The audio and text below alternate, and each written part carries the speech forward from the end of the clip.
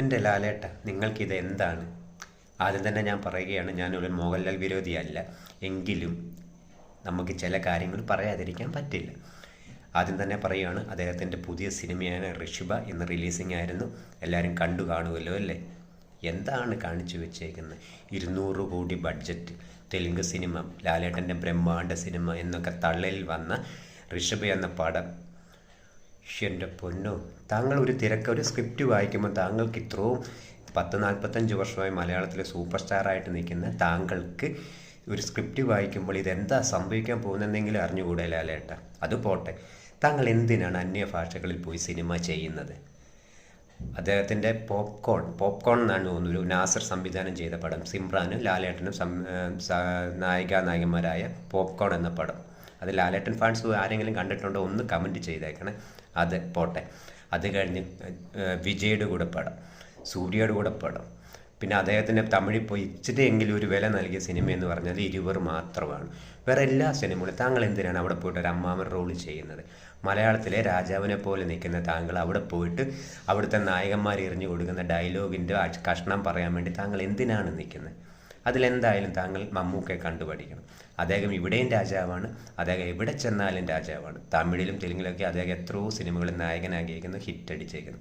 അദ്ദേഹം എവിടെ ചെന്നാലും നായകനായിട്ട് തന്നെ നിൽക്കും. ഇപ്പോഴും ഞാൻ പറയുന്നു, ഞാൻ ലാലേട്ടൻ വിരോധിയല്ല. എങ്കിലും അദ്ദേഹത്തിൻ്റെ അന്യഭാഷാ സിനിമകൾ കാണുമ്പോൾ നമുക്ക് തന്നെ തോന്നിപ്പോൾ ഇദ്ദേഹം എന്തിനാണ് ഈ സിനിമ അവിടെ പോയി ചെയ്യുന്നതെന്ന്. എന്തിനാണ്? പൈസയ്ക്ക് വേണ്ടിയായിരിക്കും? ഒരിക്കലും പൈസയ്ക്ക് വേണ്ടി ആയിരിക്കത്തില്ല. അതോ അദ്ദേഹം അവിടുത്തെ സഹനടന്മാർ റോൾ ചെയ്യുവാണെങ്കിൽ പിന്നെ മലയാളത്തിൽ അദ്ദേഹം ഒരു സിനിമ ചെയ്യുമ്പം ആ ലേബലിൽ അവിടെയൊക്കെ സെയിൽ ചെയ്യാമെന്നുള്ള ഇതുകൊണ്ടാണോ? എന്താണ് ലാലേട്ടന് മലയാളത്തിലെ സൂപ്പർ സ്റ്റാറാണ്, അദ്ദേഹത്തിന് മറ്റുള്ള സിനിമകൾ അതിൻ്റെതായ ഡിമാൻഡുണ്ട്. എങ്കിലും എന്തിനാണ് ഈ സൈഡ് റോൾ ചെയ്യാൻ വേണ്ടി പോകുന്നത്?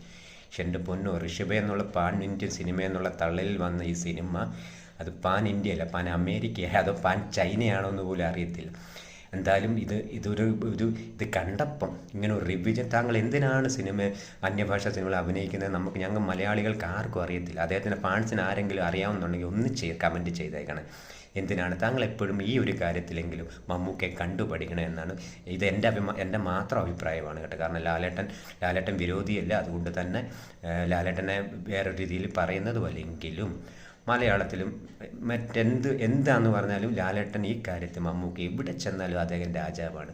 മലയാളത്തിൽ ചെന്നാലും തമിഴിൽ ചെന്നാലും തെലുങ്കിൽ ചെന്നാലും എവിടെ ചെന്നാലും അദ്ദേഹം രാജാവായിരിക്കും. ലാലേട്ടന് എന്തിനാണ് ഈ കോപ്രായങ്ങൾക്ക് പോകുന്നത്? ഇത് ഞാൻ എൻ്റെ അഭിപ്രായമായിട്ട് മാത്രം പറഞ്ഞതാണ്. നിങ്ങൾ ലാലേട്ടൻ ഫാൻസ് ആണെങ്കിൽ ഇത് കാണുന്ന ആർക്കെങ്കിലും എന്തെങ്കിലും അഭിപ്രായം ഉണ്ടെങ്കിൽ കമൻ്റായിട്ടൊന്ന് ചെയ്യണം. ഇതുപോലെ പാൻ ഇന്ത്യൻ സിനിമയുടെ